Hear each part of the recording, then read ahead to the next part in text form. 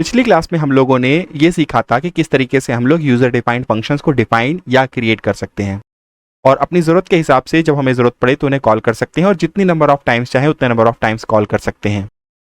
अगर मैं आपको रिकॉल कराऊं तो पिछली क्लास में जो हम लोगों ने प्रोग्राम या फंक्शन लिखा था वो कुछ इस तरीके से दिखता था। ऐड नाम का फंक्शन था जिसमें 4 लाइन्स लिखी गई थी और उस फंक्शन को हम लोग इस तरीके से कॉल कर रहे थे। देखिए, पिछली क्लास में हम लोगों ने ये भी बात की थी, ये मैंने आपको ये बोला था जब मैं आपको सिखा रहा था कि किस तरीके से यूज़र डिफाइंड फंक्शन बनाए जाते हैं। मैंने आपको सिखाया था कि हमारे फंक्शन का जो नाम होता है वो आपके फंक्शन के काम से मैच होना चाहिए।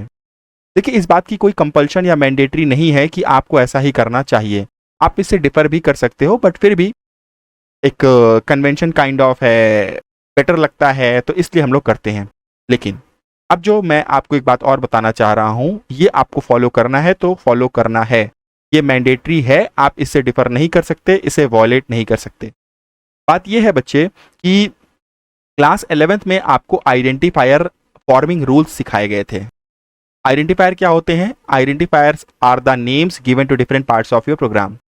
फॉर एग्जाम्पल, किसी फंक्शन का नाम, किसी वेरिएबल का नाम, स्ट्रिंग, लिस्ट, टपल, डिक्शनरी, इन सबको जो आप नाम प्रोवाइड करते हो वो सब कहलाते हैं आइडेंटिफायर। तो पिछली क्लास यानी क्लास 11th में आपको आइडेंटिफायर फॉर्मिंग रूल सिखाया गया था, जिसमें कि आपको सिखाया गया था कि आइडेंटिफायर का जो नाम है वो कैपिटल ए से लेकर के कैपिटल जेड तक, स्मॉल ए से लेकर स्मॉल जेड तक कुछ भी हो सकता है। डिजिट्स आ सकती हैं, यानी 0 से लेकर 9 तक चीज़ें आ सकती हैं, बट डिजिट कभी भी स्टार्टिंग कैरेक्टर के फॉर्म में नहीं आ सकता। कोई भी स्पेशल कैरेक्टर अलाउड नहीं है except underscore. White spaces allowed नहीं हैं। कीवर्ड्स, कोई भी कीवर्ड कभी भी आइडेंटिफायर नहीं बन सकता। तो ये सब जो रूल्स हम लोगों ने पिछली क्लास में सीखे थे वो यहाँ पर मैं अटैच कर रहा हूँ, आप इन्हें एक बार रेफर कर लीजिए, इन्हें रिवाइज कर लीजिए। तो बात यह है कि फंक्शन का नाम प्रोवाइड करते समय, फंक्शन के नाम को आप देते समय, डिसाइड करते समय आप इन रूल्स को फॉलो करेंगे, यानी आपके फंक्शन का नाम इन सारे रूल्स को फॉलो करते हुए ही लिखा जाना चाहिए। आप कोई भी ऐसा फंक्शन का नाम नहीं दे सकते जो इनमें से किसी भी एक रूल को वॉयलेट करे।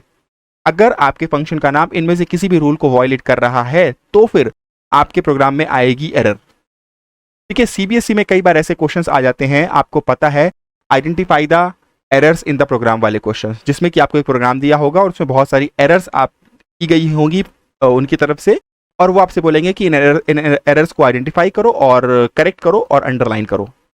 तो कई बार क्या करते हैं वो लोग, अगर कोई ऐसा प्रोग्राम दे रहे हैं जिसमें फंक्शंस हैं, तो कई बार वो लोग बहुत सारी एरर्स में से एक एरर ये भी कर देते हैं कि फंक्शन का नाम गलत दे देते हैं। यानी आप उस फंक्शन में जो नाम होगा उस फंक्शन का, वो इन आइडेंटिफायर फॉर्मिंग रूल्स में से किसी रूल को वॉयलेट कर रहा होगा। तो वहां पर वो आपको एरर पकड़नी है और सही करना है, और ये मैंडेटरी है। मैंने जैसे बोला कि आप इनको वॉयलेट नहीं कर सकते, एरर आएगी। ठीक है, आई होप आपको ये बात समझ में आई होगी। चलिए कुछ और बात करते हैं। देखिए, अभी तक हम लोगों ने जितनी भी प्रोग्रामिंग की उसमें हम लोगों ने केवल एक ही फंक्शन बनाया अपने प्रोग्राम में, लेकिन ऐसा ज़रूरी नहीं है। आप चाहो तो अपने प्रोग्राम में एक से ज़्यादा फंक्शंस भी बना सकते हो, और जब जिस फंक्शन की जितने नंबर ऑफ टाइम्स आपको ज़रूरत पड़े उस फंक्शन को उतने नंबर ऑफ टाइम्स कॉल कर सकते हो। For example, let's just take the example, let's just understand this thing with the help of an example. तो देखिए, अभी हमारे पास हमारे प्रोग्राम में एक फंक्शन बना हुआ है जो कि ऐड नाम का फंक्शन है, जो कि यूज़र से 2 नंबर्स मांग रहा है और उन 2 नंबर्स का सम कैलकुलेट कर रहा है, और जो सम है वो प्रिंट कर रहा है स्क्रीन पर।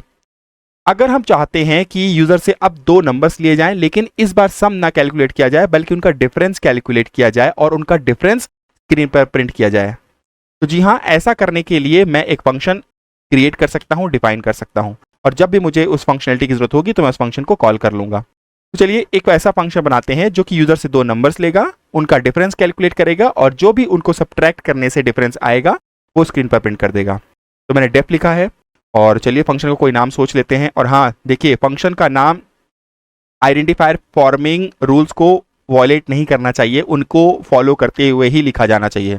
तो क्योंकि मेरा फंक्शन सब्ट्रैक्शन निकालेगा, तो चलिए सब नाम से मैंने फंक्शन का नाम रख लिया, और ये फंक्शन भी क्या करेगा, यूज़र से 2 नंबर लेगा। तो चलिए मैं यहाँ से कॉपी करके यूज़र से 2 इंटीजर नंबर्स मांग लेता हूँ, और इस बार यूज़र्स के द्वारा दिए गए नंबर्स का सब्ट्रैक्शन निकाला जाएगा, और उस जो भी सब्ट्रैक्ट होकर के नंबर मिलेगा उसे डी नाम के वेरिएबल में असाइन कर रहा हूँ मैं, और बस ये डी प्रिंट कर दिया जाएगा। देखिए इस बार जो मैंने फंक्शन बनाया है वो सब्ट्रैक्शन ऑपरेशन परफॉर्म करने के लिए बनाया है। यूजर से 2 नंबर लिया जाएगा, उनका सब्ट्रैक्शन निकाला जाएगा यानी डिफरेंस निकाला जाएगा और डिफरेंस प्रिंट कर दिया जाएगा। तो देखिए अब मुझे जिस फंक्शन की भी जरूरत पड़ेगी मैं उस फंक्शन को कॉल कर सकता हूँ। लेट्स एज्यूम मैं ऐड फंक्शन की फंक्शनैलिटी नहीं चाहता, मुझे अभी ऐड करने की जरूरत नहीं है नंबर्स को, मैं चाहता हूँ कि इस बार सब्ट्रैक्ट किया जाए नंबर्स को। तो जी हाँ, मैं सब नाम के फंक्शन को कॉल कर लूंगा। तो देखिए आपका प्रोग्राम अभी कैसे काम करेगा। तो देखिए पहला नंबर ही मांगा जा रहा है, मैंने पहला नंबर एंटर कर दिया 4, दूसरा नंबर मांगा जा रहा है, मैंने दूसरा नंबर एंटर कर दिया 3। तो इन 2 नंबर्स का सब्ट्रैक्शन यानी डिफरेंस 1 आ गया है। तो देखिए मैंने इस प्रोग्राम में 2 फंक्शंस बनाए हैं लेकिन मैंने कॉल एक ही फंक्शन को किया है, तो इसलिए केवल और केवल इस फंक्शन के अंदर लिखी हुई 4 लाइंस एग्जीक्यूट हो रही हैं। अच्छा, लेट्स एज्यूम मैं चाहता हूं सब फंक्शन कॉल करने के बाद मैं चाहता हूं कि इस बार मैं ऐड फंक्शन कॉल कर लूं। तो जी हाँ, अब जब मैं इस प्रोग्राम को रन करूंगा तो पहले सब फंक्शन कॉल होगा यानी ये 4 लाइंस एग्जीक्यूट होंगी और उसके बाद ऐड नाम का फंक्शन कॉल होगा और अब ये 4 लाइंस एग्जीक्यूट होंगी। तो चलिए ऐसा भी करके देख लेते हैं। तो इस बार मुझसे नंबर मांगे जा रहे हैं, मैंने 4 दिया, 3 दिया, 1 आ गया। देखिए पहले मैंने सब फंक्शन कॉल किया है तो इसलिए मुझे डिफरेंस मिल रहा है इन 2 नंबर्स का, और अब ऐड फंक्शन कॉल किया है तो इस बार मुझे अब इन 2 नंबर्स का सम मिलेगा। तो मैंने लेट्स एज्यूम 4 दे दिया और 3 दे दिया, तो देखिए इस बार मुझे 7 मिल गया है।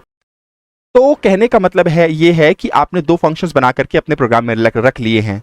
आपको जब जितने नंबर ऑफ टाइम्स जिस भी फंक्शन की जरूरत पड़ेगी उस फंक्शन को आप कॉल कर लिया करोगे, ठीक है। अगर आप इनमें से किसी फंक्शन की जरूरत नहीं है तो आप मत कॉल करो, कोई जरूरी नहीं है कि आपको सारे फंक्शंस कॉल करने की जरूरत है ही अगर आपने बना लिए हैं तो। अच्छा, एक बात आप और नोटिस कीजिए, आप कभी ऐसा नहीं कर सकते। देखिए अगर मान लीजिए मैं अपने प्रोग्राम में कुछ ऐसा करना चाहता हूं, लेट्स एज्यूम मैं इतना पोर्शन डिलीट कर रहा हूं और मैंने ऐड फंक्शन बनाया और ऐड फंक्शन कॉल कर लिया, नो डाउट ये प्रोग्राम हमारा ठीक से चलेगा। लेकिन कभी मैं ऐसा नहीं कर सकता कि मैं पहले फंक्शन को कॉल कर दूं और फिर फंक्शन को डिफाइन करूं। जी नहीं, you can not call a function without defining it first, और अगर आप ऐसा कर रहे हो तो एरर आएगी। देखिए देखिए, name add is not defined, ये वैसा ही है जैसे कि आपको अगर याद होगा तो 11th क्लास में लोग कुछ ऐसा प्रोग्राम करते थे, अगर मैं a इक्वल टू 10 लिख रहा हूं और अब प्रिंट a करूंगा तब तो मुझे a की वैल्यू 10 मिल जाएगी। लेकिन अगर मैं a की वैल्यू प्रिंट कर रहा हूं और a की वैल्यू कहीं पर डिफाइन नहीं है, दी ही नहीं गई है, तो ये क्या देता है, मुझे नेम एरर देगा। या अगर मैं प्रिंट पहले कर दूं और बाद में इसकी वैल्यू प्रोवाइड करूं a को, तब भी मुझे नेम एरर मिलेगी। तो चलिए मैं आपको ये एग्जीक्यूट करके दिखा देता हूं। देखिए नेम एरर मिल रही है क्योंकि मैंने यहां पर वेरिएबल को पहले प्रिंट कर रहा हूं, वैल्यू बाद में दे रहा हूं। तो जब प्रिंट किया जा रहा है उससे पहले तो वैल्यू है ही नहीं, तो प्रिंट क्या करेगा, किसकी वैल्यू प्रिंट करेगा वो। अगर मैं इसको ऊपर लिखा होता, ये लाइन मैंने ऊपर लिखी होती, तब तो आंसर ठीक आता। देखिए ये अब ठीक आंसर देगा आपको। तो सेम थिंग यहां पर भी हो रही है कि आप किसी भी फंक्शन को कॉल नहीं कर सकते उसे डिफाइन किए बगैर, पहले आप उस फंक्शन को डिफाइन करो तब आप उस फंक्शन को कॉल कर सकते हो। ये मिस्टेक आपको नहीं करनी है कभी भी।